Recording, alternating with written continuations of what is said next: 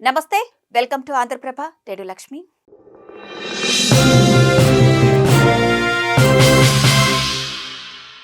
తెలంగాణ ప్రభుత్వం పెట్టుబడుల జాతరకు తెరతీయనుంది. ఫ్యూచర్ సిటీ వేదికగా తెలంగాణ రైజింగ్ గ్లోబల్ సమిట్ 2 రోజుల పాటు జరగనుంది. దీనికి రేవంత్ రెడ్డి ప్రభుత్వం భారీ ఏర్పాట్లు చేస్తోంది. అయితే ఈ ఇన్వెస్ట్మెంట్ సమిట్ కు ముందే కొన్ని ప్రముఖ సంస్థలు ప్రభుత్వంతో ఒప్పందాలు చేసుకునేందుకు ఇంట్రెస్ట్ చూపించడం విశేషం. ఈ పూర్తి వివరాలేంటో ఈ వీడియోలో చూద్దాం. తెలంగాణ రైజింగ్ విజన్ లో భాగంగా 2047 నాటికి రాష్ట్రాన్ని 3 ట్రిలియన్ ఆర్థిక వ్యవస్థ మార్చే లక్ష్యంతో ప్రభుత్వం పెట్టుబడులను ఆకర్షిస్తోంది. ఈ నేపథ్యంలోనే ఈ నెల 8, 9 తేదీల్లో భారత్ ఫ్యూచర్ సిటీలో తెలంగాణ రైజింగ్ గ్లోబల్ సమిట్ జరగనుంది. కాగా దీనికి సంబంధించి ఇప్పటికే దేశ విదేశాల నుంచి విశేష స్పందన లభిస్తోంది. ఈ క్రమంలోనే తెలంగాణలోని రేవంత్ రెడ్డి ప్రభుత్వంతో పలు ఒప్పందాలు కుదుర్చుకోవడానికి పలు కీలక సంస్థలు ఇంట్రెస్ట్ చూపిస్తున్నాయి.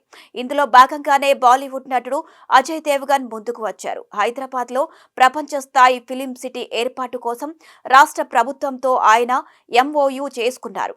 దీంతో హైదరాబాద్ ఇంటర్నేషనల్ సినీ హబ్ గా తీర్చిదిద్దడంలో ఈ ఫిలిం సిటీ కీలక పాత్ర పోషిస్తుందని చెప్పుకోవచ్చు.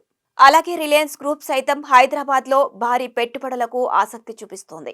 ఈ క్రమంలోనే వంతార సంస్థ animal rescue and rehabilitation centre, wild life conservatory night safari ఏర్పాటు చేయడానికి ముందుకు వచ్చింది. ఇవి పర్యాటక రంగానికి కొత్త ఊపిరిస్తాయని చెప్పొచ్చు. అలాగే ఓ ఫుడ్ కంపెనీ సుమారు 3,000 కోట్ల రూపాయలతో 3 లగ్జరీ హోటల్స్ నిర్మాణానికి ఒప్పందం కుదుర్చుకుంది. ఇక ఈ గ్లోబల్ సమిట్ లో భాగంగా $3 మిలియన్ ఆర్థిక వ్యవస్థగా తెలంగాణను మార్చడానికి భవిష్యత్తులో తీసుకోబోయే నిర్ణయాలతో పాటు అభివృద్ధి పదంలో ముందుకు ఎలా సాగుతామో అనే దానిపై రేవంత్ రెడ్డి సర్కార్ విజన్ డాక్యుమెంటరీని రిలీజ్ చేయనుంది. ఇక విజన్ డాక్యుమెంటరీలో లక్షలాది మందిని భాగస్వాములుగా చేసింది ప్రభుత్వం. కాగా తెలంగాణ రాష్ట్రాన్ని 3 భాగాలుగా విభజించిన ప్రభుత్వం ఓఆర్ఆర్ లోపలి ప్రాంతాన్ని మొత్తం ప్రణాళికాబద్ధమైన అభివృద్ధి కోసం కోర్ అర్బన్ రీజన్ ఎకానమీ చేయనుంది. ఈ కోర్ అర్బన్ రీజన్ ను సర్వీస్ సెక్టార్ గా మార్చి కాలుష్యాన్ని రిలీజ్ చేసే పరిశ్రమలను ఆ కోర్ అర్బన్ రిలీజ్ నుంచి తరలించనున్నారు. ఈ నేపథ్యంలో హైదరాబాద్ ను కాలుష్య రహిత సిటీగా మార్చడానికి ప్రయత్నాలు చేస్తోంది ప్రభుత్వం. ఇక 2 రోజుల పాటు జరిగే ఈ మెగా ఈవెంట్ కు పగడ్బందీగా ఏర్పాట్లు జరగనున్నాయి. సమ్మిట్ నిర్వహణపై సంబంధిత ఉన్నతాధికారులతో సీఎస్ ఇప్పటికే వీడియో కాన్ఫరెన్స్ నిర్వహించిన సంగతి తెలిసిందే.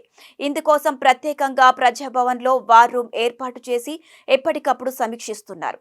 రాష్ట్రంలో నిర్వహించే అతిపెద్ద సమ్మిట్ లో రాష్ట్రానికి చెందిన అన్ని శాఖలు తమ పురోగతిని వివరించేలా స్టాళ్లు ఏర్పాటు చేసుకోనున్నాయి. ఇందులో ప్రధానంగా ప్లీనరీ, సీఎం 1-to-1 సమావేశాలతో పాటు వివిధ సంస్థలతో ఎంఓయూలు ఉండనున్నాయి. ఈ నెల 13 వరకు కొనసాగనున్న ఈ గ్లోబల్ సమ్మిట్ ఆ రోజు ఉప్పల్ స్టేడియంలో ఫుట్బాల్ మ్యాచ్ తో ముగియనుంది. ఇక ఏది ఏమైనప్పటికీ అంతర్జాతీయ సంస్థల పెట్టుబడులకు గమ్యస్థానంగా ఫ్యూచర్ సిటీ హైదరాబాద్ నిలిచేలా ఈ తెలంగాణ గ్లోబల్ రైజింగ్ సమ్మిట్ నిలవనుందని చెప్పుకోవచ్చు.